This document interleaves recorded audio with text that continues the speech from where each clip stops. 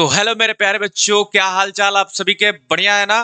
तो मैं आपका भाई अमरजीत एक बार फिर से आप सबके बीच आ गया हूं इस वीडियो के माध्यम से और आप सभी बच्चों का स्वागत करता हूं टॉपर चॉइस के इस प्यार भरे परिवार में। तो आज की इस वीडियो में हम लोग बात करेंगे फिजिक्स के एक बहुत ही बढ़िया टॉपिक जिसका नाम है बायोगैस संयंत्र।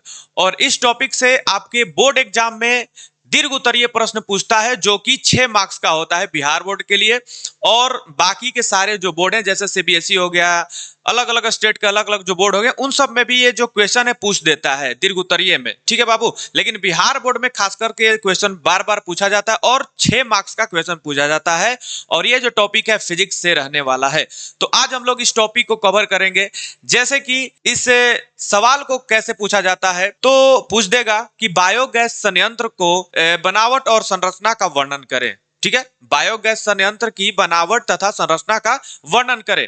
तो इसको हम लोग आंसर देंगे, ठीक है, क्योंकि ये दीर्घ उत्तरीय क्वेश्चन होता है। तो चलिए बिना किसी देरी को वीडियो को स्टार्ट करते हैं। तो सबसे पहले बात करेंगे कि बायोगैस संयंत्र होता क्या है, आखिर इसका कार्य क्या है। ठीक है भाई, तो बायोगैस संयंत्र जो होता है इसमें हम लोग बायोगैस बनाते हैं। अब बात आती है कि सर बायोगैस क्या होता है। तो बायोगैस या फिर जैव गैस, बायोगैस होता क्या है। ठीक है, बायोगैस तो आप लोग नाम सुने होंगे गोबर का।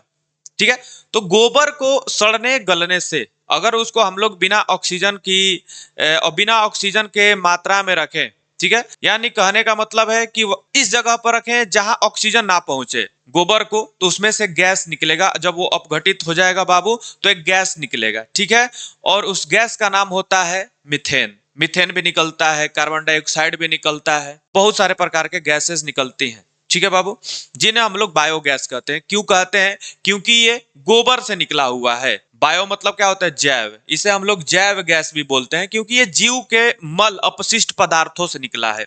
तो जो जैव यानी कि जीवित प्राणियों के अपशिष्ट या फिर मल द्वारा उत्पन्न होता है उस गैस को हम लोग क्या बोलते हैं? बायोगैस बोलते हैं। और हम लोग इसको एक यंत्र द्वारा भी बना सकते हैं जिसका नाम है बायोगैस संयंत्र। जैसा कि आप लोग यहां देख रहे हैं इसका चित्र, ये जो बायोगैस संयंत्र होता है यह एक गुंबद नुमा क्या होता है बाबू? संरचना होता है। गुंबद जैसा बनाया जाता है हमारे गांवों में, हमारे कस्बों में। छोटे शहरों में तो नहीं कह सकते हैं, लेकिन गांवों में ये आपको देखने को मिलेगा क्योंकि गांव में पशुपालन होता है। और जो गाय भैंस बकरी सबके जो मल होते हैं, गोबर जिसे बोला जाता है, उस गोबर की हम लोग क्या करते हैं? उपयोग में लाते हैं। क्या करते हैं भाई कि इस संयंत्र में हम लोग स्लरी बनाकर, मतलब गारा, गोबर को पानी में घोल करके गारा बना करके और इसमें हम लोग डाल देते हैं। कहाँ डालते हैं बाबू? इसकी संरचना में एक क्या होता है? संपाचित्र होती है। क्या होता है? डाइजेस्टर होता है, जिसे हम लोग पाचित्र बोलते हैं। इसका काम क्या होता है भाई? पाचित्र में जब हम लोग स्लरी को डालते हैं, स्लरी क्या है? गोबर और पानी का घोल।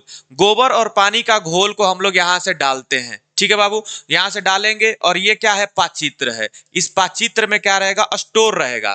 पाचित्र क्या होता है? यहाँ ऑक्सीजन नहीं रहता है। पाचित्र में ऑक्सीजन नहीं रहता है, बंद क्या रहता है बाबू? Seal pack. एक तरह से कह सकते हैं कि ये सील पैक क्या है? एक घर है जिसमें ऑक्सीजन नहीं पहुंचता है। अब बिना ऑक्सीजन की उपस्थिति में क्या होता है? इसमें बैक्टीरिया लगते हैं और ये बैक्टीरिया क्या कर देते हैं? गोबर को अपघटित कर देते हैं, जिसके कारण इसमें से क्या निकलता है?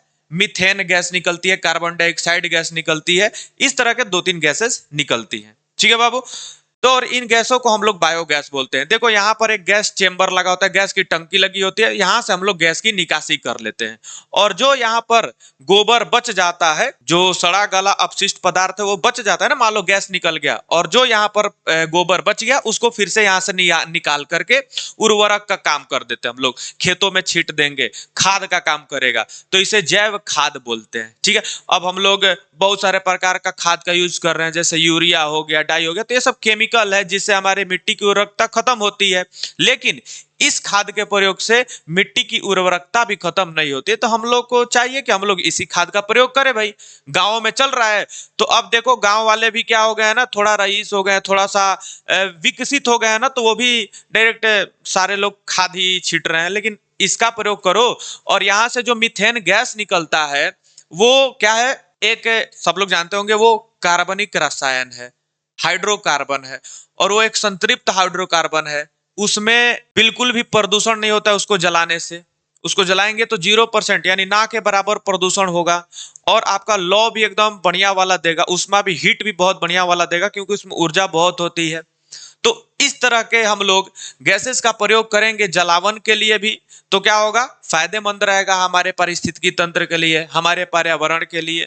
तो आज के डेट में आप लोग देख ही रहे हैं कि सब लोग एलपीजी जला रहे हैं। एलपीजी जलाने के बहुत सारे घाटे हैं क्योंकि इससे बहुत सारे प्रकार के रासायनिक पदार्थ निकलते हैं, carbon monoxide, nitrous oxide, SO2, sulphur dioxide, ये सारे हानिकारक गैस निकलते हैं। तो उसका प्रयोग हमें कम करना है।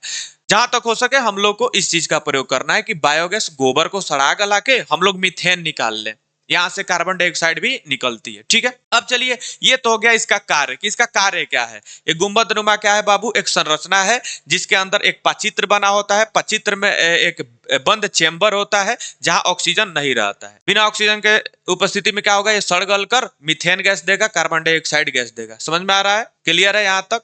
चलिए, यहां से निकाल करके उर्वरक का काम भी कर सकते हैं जो अपशिष्ट बच जाते हैं। यहां से गैस टंकी निकली होती है। तो ये इसकी संरचना है। ठीक है, इसका मैं यहाँ पर दिखा रहा हूँ पीपीटी। यहाँ पर पूरा लिखा गया है कि बनावट और कार्यविधि क्या होती है। जैसे बायोगैस संयंत्र में एक भूमिगत ईंटों का बना टैंक होता है जिसे संपाचक टैंक बोलते हैं। इस टैंक को क्या बोलते हैं, संपाचक टैंक।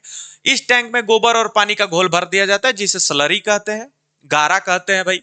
इसके ऊपर ड्रम के आकार के स्टील बनी गैस टंकी होती है जो उल्टी तैरती रहती है। उल्टी तैरती रहती है, वहां से गैस निकलता है बाहर। गैस टंकी की चोटी पर एक गैस निर्गम होता है जिसमें गैस वेल्व लगे होते हैं और गोबर और पानी के घोल को प्रवेश पाइप के जरिए संपाचक टैंक में डाला जाता है। टैंक में घोल को करीब 50 से 60 दिन तक रखेंगे ना तो क्या हो जाएगा, अपघटित हो जाएगा। इसके दौरान पानी की मौजूदगी में लेकिन ऑक्सीजन की अनुपस्थिति में अनॉक्सी बैक्टीरिया, ऑक्सीजन रहित बैक्टीरिया होते हैं, वो क्या करते हैं, सूक्ष्मजीव उसको क्या कर देते हैं भाई, अपघटित करते हैं। सिंपल। तो बायोगैस को निर्गम पाइपों द्वारा क्या निकाला जाता है, बाहर निकाला जाता है और सभी के घरों तक या फिर जिसको जिसको जरूरत है वहां तक पहुंचाया जाता है। कोई दिक्कत यहाँ तक? कोई दिक्कत नहीं है। और बायोगैस संयंत्र के लगाने के बहुत सारे लाभ भी हैं। आप लोग लाभ भी लिख सकते हैं, जैसे कि ये बहुत कम पैसे में, कम लागत में हमें अच्छा ईंधन मिल जाता है, यह बहुत सस्ता है और इससे जो प्राप्त हमारा ईंधन है वो क्या है, प्रदूषण रहित है। क्लियर है? इसमें हमारे जो अपशिष्ट पदार्थ बचते हैं वो उर्वरक का काम कर देते हैं। तो 3 लाभ हो गए, 3 लाभ लिख सकते हैं। और कुछ बातें हैं, जैसे कि कुछ और बातें हैं, जैसे बायोगैस जो होता है उसमें मुख्य रूप से मीथेन होता है। कौन होता है बाबू? Methane, CH4। और CH4 जो होता है 60 to 70% यहां से हमें CH4 यानी मीथेन गैस ही मिलता है। तो समझ लो कि भाई साहब यहां से हमें ईंधन का एक विशाल मात्रा मिल रहा है, नहीं मिल रहा है, और जो कि प्रदूषण रहित है, कम खर्च मिल रहा है। तो इसका बहुत बड़ा फायदा होने वाला है। ठीक है बाबू।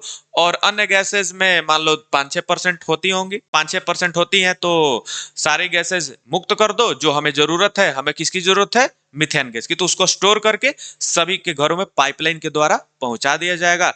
तो उससे क्या होगा भाई, लोगों को भी सुविधा होगी, हमें भी सुविधा होगी। क्या दिक्कत है?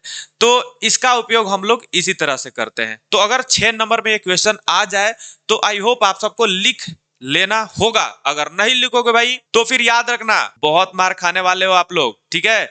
और चूंकि ये बहुत ही सिंपल है और 6 मार्क्स में पूछता है तो बताना जरूरी भी था, क्योंकि बच्चे गलती करके आ जाते हैं। तो याद रखना है कि बायोगैस संयंत्र क्या है, बायोगैस बनाने वाला एक मशीन है, एक यंत्र है। अब मशीन मतलब उसमें अब कुछ लगे नहीं होते हैं कल पुर्जा, सिर्फ अपने आप से देहाती जुगाड़ लगा करके हम लोग एक गुंबद नुमा संरचना बना देते हैं। ठीक है? उसमें 2-3 चीजें होते हैं। एक तरफ से हम लोग गारा यानी कि स्लरी डालते हैं, बीच में होता है पचित्र, वहां पर अपघटित होता है और मीथेन गैस का निष्कासन होता है। कोई दिक्कत?